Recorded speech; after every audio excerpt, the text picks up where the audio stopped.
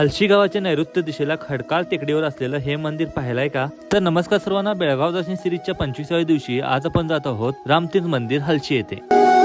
हे मंदिर आपल्या बेळगाव शहरापासून अवघ्या 45 किलोमीटर अंतरावर आहे। तर आत्ता आपण आलो आहोत मंदिराच्या पायथ्याशी आणि हे आहे निसर्गाच्या सानिध्यात लपलेलं प्राचीन असं रामतीर्थ मंदिर। रामतीर्थ मंदिर हे कदमकालीन असून याचा इतिहास खूप प्राचीन आहे। हे मंदिर सुमारे 5व्या शतकात बांधलेले असावे असे इतिहासकारांचं मत आहे। हे मंदिर कदमकालीन स्थापत्यशैलीचं उत्तम उदाहरण आहे। मंदिर भगवान शंकरांना समर्पित असून मंदिराच्या गाभाऱ्यामध्ये सुंदर असं शिवलिंग आहे। मंदिराच्या आतील भागात आणि मंदिराच्या बाहेरच्या भागामध्ये बरीचशी लहान मोठी शिल्पे पाहाव्यास मिळतात।